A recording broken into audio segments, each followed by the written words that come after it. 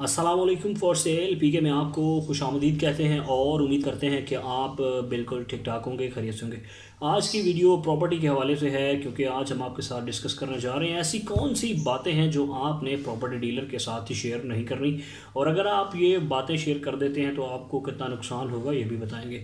और ज़्यादातर लोग यही इन्हीं बातों का ख्याल नहीं रखते और जिसकी वजह से इनको कोई भी प्रॉपर्टी है या फिर वो अपने जो घर सेल कर रहे हैं वो उनका सस्ता सेल हो जाता है तो उनको नुकसान होता है। तो वीडियो को बाकायदा आगाज़ करने से पहले मेरी आपसे गुजारिश है कि अगर आपने हमारा channel for sale PK subscribe नहीं किया तो इसे सब्सक्राइब कर लें और बेल आइकन को ज़रूर दबाएं ताकि हमारी लेटेस्ट वीडियोस जो हैं उसका नोटिफिकेशन आपको वक्त पर मिलता रहे और तमाम की तमाम इन्फॉर्मेशन जो है आप तक बर वक्त पहुँचती रहे। बात करते हैं, अपने टॉपिक की तरफ चलते हैं। तो सबसे पहला सवाल, पहला जो बात है जो आपने प्रॉपर्टी डीलर के साथ डिस्कस नहीं करनी, उससे अवॉइड करना है। तो सबसे पहले जब भी आप किसी भी शॉप पे जाते हैं, कहीं पे भी जाते हैं, तो आपसे आपका बजट पूछता है। प्रॉपर्टी डीलर भी इसी तरह करता है कि आपका बजट कितना है। और दूसरा सवाल वो ये कर देता है कि और आपके पास कौन कौन सी प्रॉपर्टीज़ पहले से मौजूद हैं। तीसरा सवाल वो ये कर देता है कि आपके पास टोटल कितने पैसे हैं। ये तीन सवाल जो हैं बेसिकली यहाँ पर अगर आप प्रॉपर्टी ख़रीदना चाहते हैं तो वो आपने इन चीज़ों के हवाले से प्रॉपर्टी डीलर को इन्फॉर्मेशन नहीं देनी। पहला सवाल अगर वो आपसे पूछता है आपका बजट कितना है तो उसे अंदाज़ा हो जाता है कि उसे कितना मार्जिन लेना है, और आपको पता है कि पाकिस्तान में ज़्यादा से ज़्यादा मार्जिन लिया जाता है, तो आप अपना बजट जो है उसके साथ डिस्क्लोज़ नहीं करेंगे। आपको रेट का थोड़ा सा अंदाज़ा होना चाहिए जिस इलाके में आप प्रॉपर्टी लेने जा रहे हैं, तो फिर ही आप अच्छी प्रॉपर्टी ख़रीद सकेंगे। और दूसरा, जब उसे पता चल जाएगा कि आपके पास कौन कौन सी प्रॉपर्टी है तो वो आपको सेल करने का बोलेगा, आपको नया प्लान दे देगा। जब आप उसके साथ ये शेयर करेंगे कि आपके पास टोटल पैसे कितने हैं तो वो आपको इस प्रॉपर्टी के अलावा भी मशवरे देगा कि आप ये कर लें वो कर लें, लेकिन आप जो काम करना के लिए गए हैं वहाँ पे तो वो आपका काम जो है रह जाएगा। तो इसलिए आप अवॉइड करें कि इन 3-4 सवालों के जवाब उसे ना दें। और ये कब होगा, तो जब आप उस मार्केट को देख लेंगे जहाँ पे आप अपना घर ख़रीदना चाह रहे हैं, उस मार्केट के बारे में आपको पता होगा, तभी आप इन सवालों से उसे अपने पॉइंट पे फोकस कर सकेंगे। और कुछ लोग जाकर यही गलती खुद करते हैं, वो जाकर पहले बताते हैं यार मेरा वहाँ पर प्लॉट है, मेरा यहाँ पर प्रॉपर्टी है, तो मुझे कोई मशवरा दें। तो यहाँ पर भी मशवरा आपको मिल जाता है, लेकिन अगर आप मशवरा लेने जाते हैं तो फिर एक प्रॉपर्टी डीलर के पास साथ ना जाएं, बल्कि 3-4 के साथ डिस्कस करें, फिर आपको खुद ब खुद फ़र्क मिल जाएगा। ये तो थी आप अगर ख़रीदना चाहते हैं। अगर आप अपनी प्रॉपर्टी को सेल करना चाहते हैं तो उसके हवाले से आपको किन बातों का ख्याल रखना चाहिए। तो पहला, उससे मिलती जुलती बात कि आपसे प्रॉपर्टी डीलर पूछेगा एग्जैक्ट कि आपने कितने में देना है।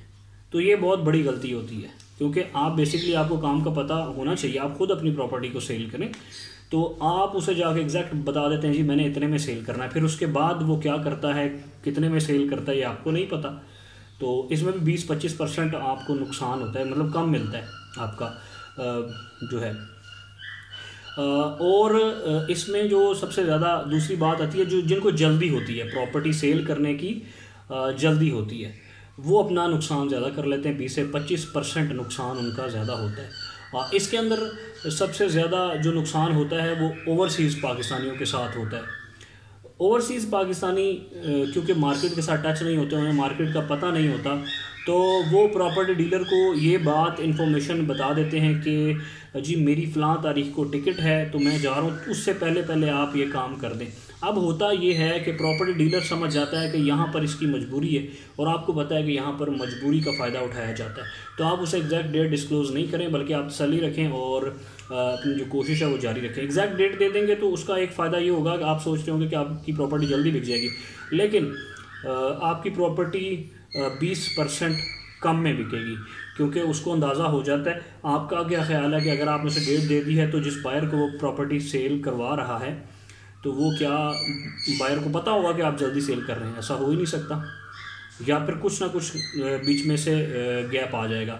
तो आप अवॉइड करें कि अपनी एग्जैक्ट डेट जाने की मत बताएं, ताकि आपका जो 20% पैसे हैं वो बच सकें।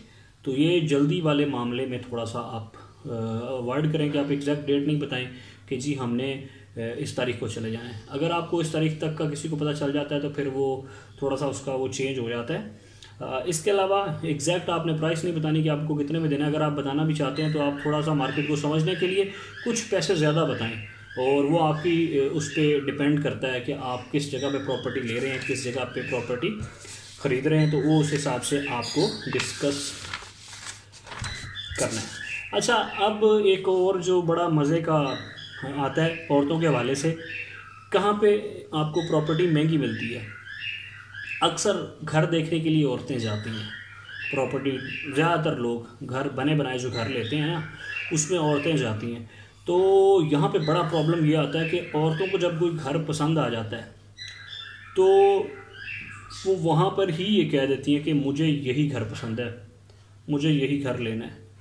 तो यहाँ पर भी फिर ये नेगेटिव हो जाता है। जब आप किसी को ये बता देते हैं कि आपको यही घर चाहिए, तो फिर आपको पता है कि वो जो आपको 10 से 15% या हो सकता है 5% कम में मिल रहा था, वो 5% ज़्यादा में मिले।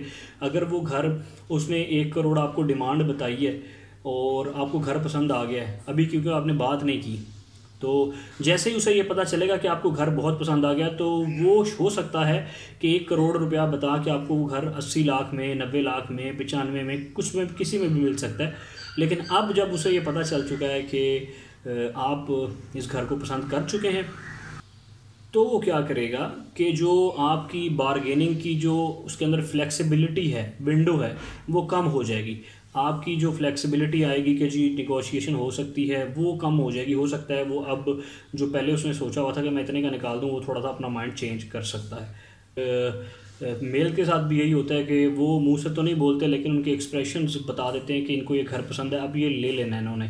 जब लेने वाली बात पे कंफर्म हो जाता है, तो फिर प्राइस की जो नेगोशिएशन का जो प्रोसेस होता है, उसके अंदर फिर जो विंडो होती है आपकी डिस्काउंट की, वो कम हो जाती है, और आप जो घर आपको पहले सस्ता मिल रहा था वो 1-2 लाख रुपए या 3 लाख रुपए महंगा मिलेगा। अकॉर्डिंग टू प्रॉपर्टी हो सकता है उसकी प्राइस के लिहाज से, लाजमी नहीं है कि 1-2 लाख रुपए ज़्यादा भी हो सकता है। और सबसे इम्पॉर्टेंट बात जो हम लोग शेयर करते हैं, वो हम जाके कहते हैं जी हमें प्रॉपर्टी का बिल्कुल भी पता नहीं है, तो आप हमें कोई अच्छा सा मशवरा दें कि हम प्रॉपर्टी कहाँ पर ख़रीदें।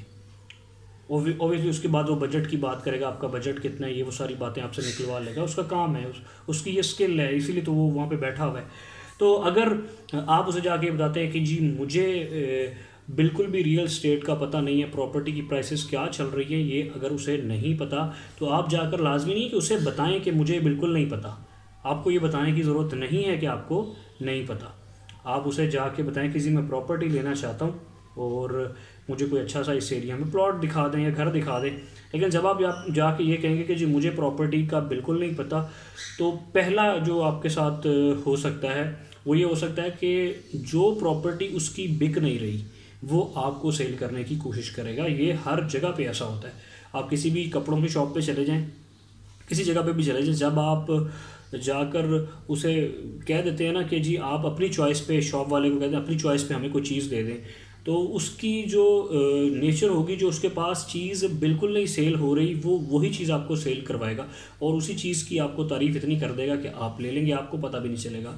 सेम इसी तरह प्रॉपर्टी के मामले में भी आपके साथ यही हो सकता है कि जब आप उसे कहेंगे जी मुझे बिल्कुल भी नहीं पता, मुझे प्रॉपर्टी के हवाले से गाइड कर दें, तो आप तो वो देख लीजिएगा कि आपको वो फोकस करेगा, एक ही चीज़ पे फोकस करेगा कि ये ज़्यादा अच्छा है, ये ज़्यादा अच्छा है। तो इसमें ये होता है कि आप जब उसके साथ ये डिस्कस कर देते हैं कि मुझे बिल्कुल नहीं पता, तो वो फिर आपके साथ इस तरह होगा कि वो जो प्रॉपर्टी उसकी सेल नहीं हो रही, वो आपको सेल करेगा।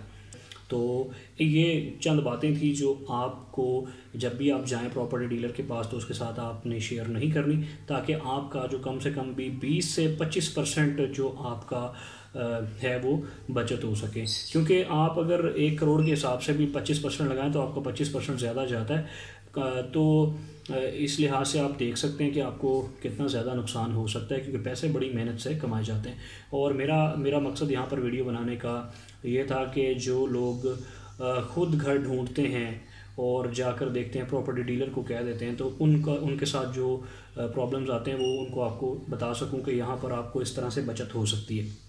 इसके अलावा अगर आप घर सेल कर रहे हैं, तो एक और बात ज़हन में आई, अगर आप घर सेल कर रहे हैं तो आप ऐसा कर देते हैं कि एक प्रॉपर्टी डीलर को कहते हैं यार ये मैंने आपको ही कहा है सेल करने का, तो ये आप गलत करते हैं। आपको कहने की ज़रूरत नहीं है। और अगर आपने उसी को कहा है तो भी उसे पता है, और अगर आपने किसी दूसरे को कहा है तो भी उसे पता है कि आपने दूसरे को कहा है या नहीं, तो आप इसकी बात कहने की ज़रूरत नहीं है। अगर आपने घर सेल करना है तो आप दूसरे प्रॉपर्टी डीलर को भी कह सकते हैं, 3-4 लोगों को कह सकते हैं जी हम घर सेल कर रहे हैं, तो इसमें कोई मसला नहीं है। क्योंकि जब भी प्रॉपर्टी डीलर्स इकट्ठे बैठते हैं तो वो इस बात पे, इस टॉपिक पर डिस्कशन करते हैं कि क्योंकि उन्होंने बायर एक दूसरे से ही ढूंढना है, तो जब वो एक दूसरे से बायर ढूंढेंगे तो उनको पता होगा ये प्लॉट जो है इस जगह पे सेल हो रहा है। तो इस लिहाज से आप एक बंदे को भी कह सकते हैं, जहाँ पर मार्केट जो है आपकी तेज़ है वहाँ पर आप मुख्तलिफ़ जगहों पे अपने प्लॉट को, प्रॉपर्टी को सेल करने के लिए बात कर सकते हैं। लेकिन जहाँ पर प्रॉपर्टी बिल्कुल डल है, मार्केट इतनी ज़्यादा तेज़ नहीं, तो आप वहाँ पे किसी एक के साथ डिस्कस कर लें जिसके ऊपर आपको यकीन हो कि आपको प्रॉफिट निकाल देगा, तो आप उसके साथ जा सकते हैं। लेकिन जब भी आप जाएँ 3-4 के साथ मशवरा करें। और ये सारी बातों से पहले अगर मैं आपको ये कहूँ कि आप इन सारे प्रॉपर्टी डीलर के साथ बैठें, इनके साथ सब कुछ डिस्कस करें, उसके बाद आपको खुद ब खुद अंदाज़ा हो जाएगा कि आप जो प्रॉपर्टी लेना चाह रहे हैं आपको कितने में लेनी चाहिए, और आप जो प्रॉपर्टी बेच रहे हैं वो आप कितने में बेच सकते हैं। तो ज़्यादा डिस्कशन करेंगे, ज़्यादा नॉलेज आएगा, ज़्यादा इन्फॉर्मेशन आएगी जिसका आपको फ़ायदा होगा। और ये थी आज की हमारी इन्फॉर्मेटिव वीडियो आपके लिए, ताकि आपको फ़ायदा हो सके। और उम्मीद करते हैं कि आपको आज की ये वीडियो पसंद आई होगी, इन्फॉर्मेशन भी आपको अच्छी लगी होगी, और ये इन्फॉर्मेशन आपको, आपके लिए फ़ायदेमंद साबित हुई होगी।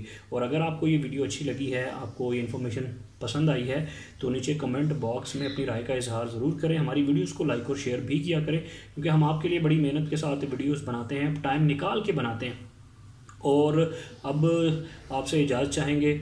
जाने से पहले मेरी नए आने वाले दोस्तों से गुजारिश है कि अगर आपने हमारा channel for sale PK subscribe नहीं किया तो इसे सब्सक्राइब कर लें, और बेल आइकन को ज़रूर दबाएं ताकि हमारी लेटेस्ट वीडियोस का नोटिफिकेशन आपको वक्त पर मिलता रहे।